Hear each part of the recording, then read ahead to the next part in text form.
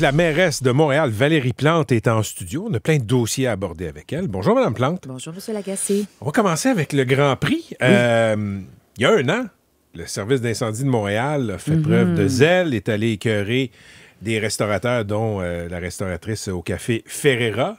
Est-ce qu'ils ont eu un mémo cette année pour se faire dire que le zèle, c'était pas bienvenu en 2026? Bien, en fait, le zèle tout court, on n'aime pas ça. Mais dans tous les cas, on n'a pas attendu juste avant le Grand Prix. Disons qu'on a décidé que ce qui s'était passé l'année dernière devait servir d'exemple pour l'ensemble des services, puis comment le service à la clientèle, c'est-à-dire c'est correct que le service aux incendies fasse sa job, mais il y a une façon de le faire, puis tu choisis ton moment. Évidemment, s'il y a un incident, il y a un incendie, ils vont, c'est réglé. Mais des inspections, tu sais, tu y vas pas quand la terrasse est pleine, c'est le Grand Prix. Donc, tout ce travail-là a été fait avec le service des incendies, plusieurs équipes dans les arrondissements centraux où il y a le Grand Prix, mais il y a aussi les festivals, des rues piétonnes. Tu sais, il s'en passe des choses à Montréal. C'est correct que les services des incendies fassent leur job, mais il y a une façon de le faire. On a travaillé là-dessus, puis on est confiant. On a travaillé fort là-dessus. Parlant du Grand Prix, l'année passée, Oui. le président du Grand Prix n'était vraiment pas content avec l'organisation à Montréal. Je pense que c'était une responsabilité partagée entre Octane, là, Oui. qui est le promoteur, et aussi le parc Jean-Drapeau, qui est de la responsabilité de la ville. Là, est-ce qu'on s'est arrangé pour pas qu'on ait l'air fou quand on charrie du monde là-bas, pour qu'on donne les bonnes informations, pour qu'il n'y ait pas de fuite aussi dans les paddocks? Est-ce qu'il y a eu des mémos qui ont été envoyés? Bien, exactement. Donc, on s'entend que le propriétaire Stéphano, c'était pas concernant les terrasses. Lui, il était préoccupé par l'eau qui a coulé des paddocks et l'accès au site.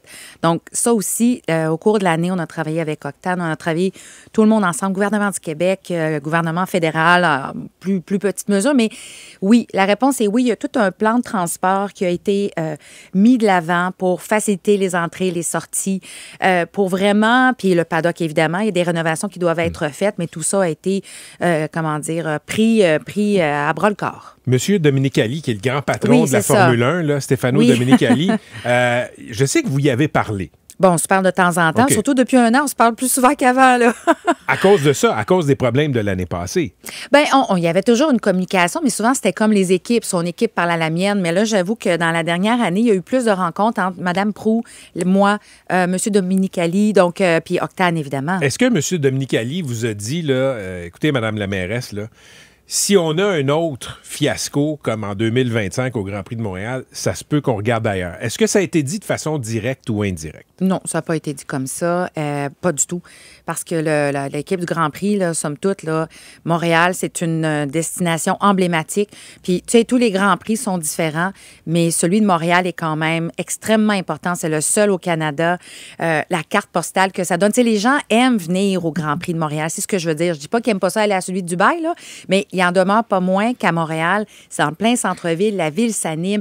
Les gens ont du bon temps à Montréal. Puis là, on le voit, il y a des gens qui partent de l'autre bout du Canada. Il y a encore plein d'Américains qui descendent pour venir au Grand Prix de Montréal. Donc, il y a une valeur ajoutée, somme toute, là. Par contre, encore une fois, il y a un problème. Moi, ce que j'ai envie de dire là, aux Montréalais, puis en fait, à tous ceux qui nous écoutent, c'est qu'on s'est donné la responsabilité cette année, tout le monde ensemble, de revenir aux standards d'excellence qu'on avait connus dans le passé. Il y a eu des problèmes, on les prend, on les nomme, on trouve des solutions, puis on avance. OK, on va parler de la grève de la STM maintenant. Oui. Les employés d'entretien qui sont en grève. Là, il y a une trêve pour le Grand Prix. D'abord, là, qu'est-ce que vous pensez de ça qu'il y a une trêve pour le Grand Prix? Service régulier, mais avant ça et après ça, pour les autres, pour les travailleurs, etc., ben, vous vous débrouillerez avec les moignons de service qu'on vous donne. Bien, vous le savez, là, c'est le tribunal qui a jugé que pendant cette période-là... Mais vous pensez quoi de ça? Bien, pour moi, je considère... Oui, je suis contente que ça reprenne pour le Grand Prix parce qu'entre autres, c'est sur une île. Donc, il n'y a pas 56 000 façons de rentrer puis de sortir de l'île du parc Jean-Drapeau. Mais pour moi, le service le service de transport de la STM ou de toute société de transport, c'est un service essentiel. C'est pas une chose... Il y a tellement de monde qui compte là-dessus. Du monde qui travaille dans nos hôpitaux, dans nos écoles, qui remplissent, en ce moment, là, qui travaillent dans les restaurants, dans les bars, qui font rouler l'économie. Fait qu'il faut que ça soit considéré comme un service essentiel. Puis moi, ce que je m'attends, là, il y a un négociateur ou enfin un médiateur, merci, qui a été nommé. Mais là, les moyens de pression qui mènent à une grève qui paralyse le système de transport collectif et qui empêche les gens de mener leur vie, là, pour moi, il faut que ça arrête. C'est plus possible, là. ce que vous me dites clairement, Oui. c'est que les moyens de pression ne devraient pas inclure dans le transport en commun, bus, métro, d'arrêt de service, jamais. Ben moi, je pense on peut plus penser comme ça. C'est impossible. On peut plus paralyser, on peut plus pénaliser la population. Qui soit dit en passant, on l'oublie, hein, mais il y a 3 bailleurs de fonds pour le transport collectif. Les villes, les gouvernements supérieurs et les usagers. Et là, ce qu'on leur dit, c'est que non seulement tu y participes au transport collectif, mais là, tu n'as plus le droit d'avoir ton service.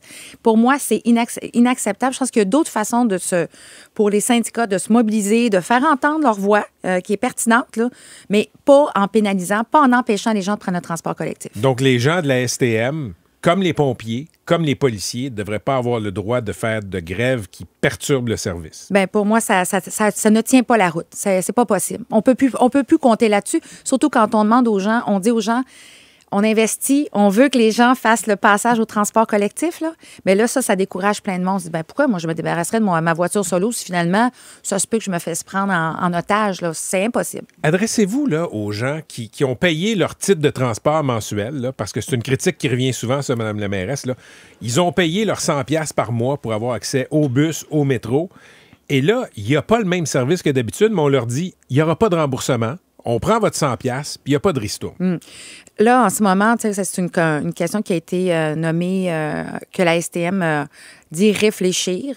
Je ne vous le cacherai pas, là. C'est pas une situation évidente parce que la situation financière des sociétés de transport, pas juste à Montréal, mais dans la région métropolitaine, elle est extrêmement difficile. On a un gouvernement qui nous demande d'optimiser. Puis, ultimement, moi, je suis d'accord que toutes les sociétés publiques, la Ville de Montréal, le gouvernement du Québec, la STM, on doit faire des efforts pour en donner plus aux citoyens avec leur argent. Mais on est dans un contexte financier extrêmement difficile. Alors, je pense que c'est là aussi où, pour moi, les syndicats de la STM doivent aussi entendre le contexte plus global. Et c'est là que ça devient difficile de dire aux citoyens, tu n'as pas de service, mais en plus, il faut que tu payes ta carte.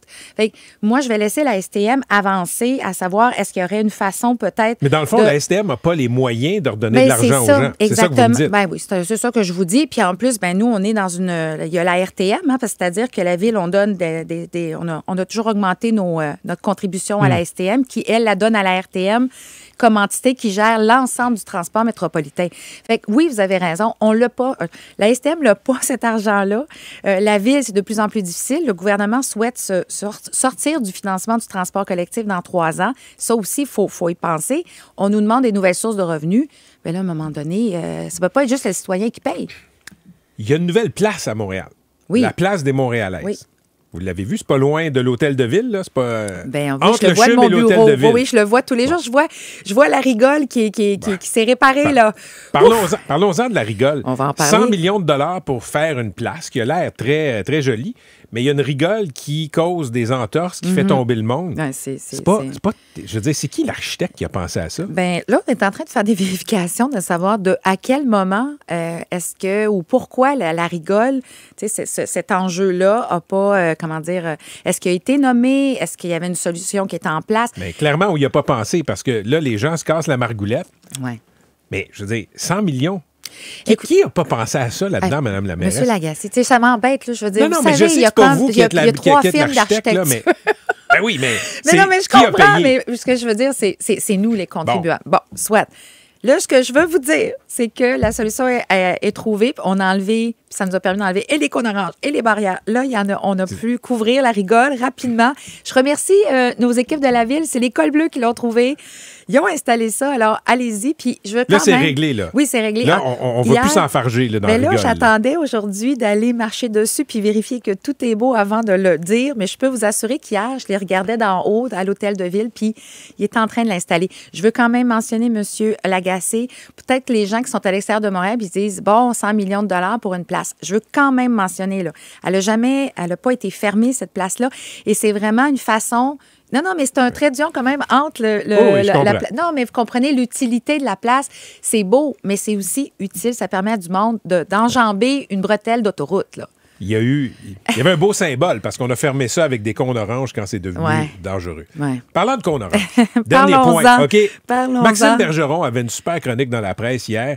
On a fait le ménage, parce que la visite débarque pour la F1, on a fait un gros ménage. On est allé enlever les cônes oranges au centre-ville qui étaient inutiles.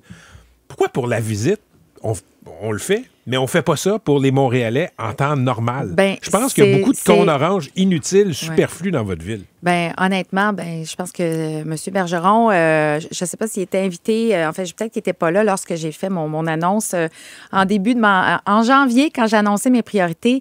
Mais ce que j'ai dit, c'est qu'on voulait vraiment encore plus aller plus loin sur enlever les chantiers, habiller les chantiers. Mais là, il y a eu un blitz. Il y a eu un blitz ces derniers jours. Mais il y a toujours des blitz, M. Lagacé. Madame Plante, la visite débarque, on fait le ménage un peu. Vous rendez-vous compte à quel point c'est comme le dicton, là, excusez-moi en anglais, damn if you do, damn if you don't. C'est incroyable, là.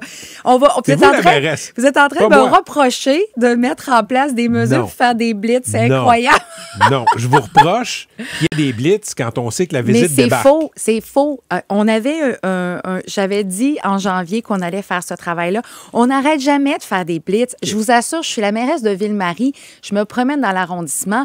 On n'attend pas qu'il y ait de la visite. Voyons donc. Je pense qu'à un moment donné aussi, il faut comprendre que des cônes oranges, il y a des chantiers là, dans Ville-Marie, il y en a à peu près une 60aine, des petits à des très gros. Alors, de penser que tout est statique, puis qu'il n'y a rien qui bouge, puis qu'on s'en occupe juste quand il y a de la visite, moi, je trouve que c'est un peu d'être déconnecté de la réalité d'une grande ville comme Montréal. Ceci étant dit, je veux mentionner aux Montréalais, Montréalaises, que ce soit les blitz, que ce soit l'habillage de chantier, c'est pas juste pour le Grand Prix. Ça va durer pendant tout l'été, ça va continuer pendant l'hiver. Ça va durer pour l'éternité, Mme Plante. Ben oui, parce que des chantiers vont continuer à en avoir, parce qu'on répare la ville, dont plusieurs ils s'en sont pas occupés parce que c'est pas très sexy et pas très populaire de faire des entraves. Dernière question. Qui va gagner la course dimanche?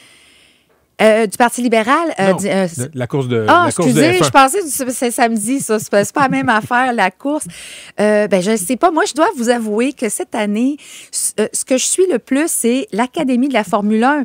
Et ça, c'est pour les pilotes féminines, oui. Exactement. Puis, je suis vraiment très emballée. Fait que je t'avoue que je suis un petit peu plus connectée à quelles seront les coureuses, qui va se qualifier, parce que je trouve ça intéressant qu'on ait enfin, qu'on puisse donner plus de lumière aux femmes en général dans le sport qui sont souvent moins payées, moins sponsorisées, moins d'attention.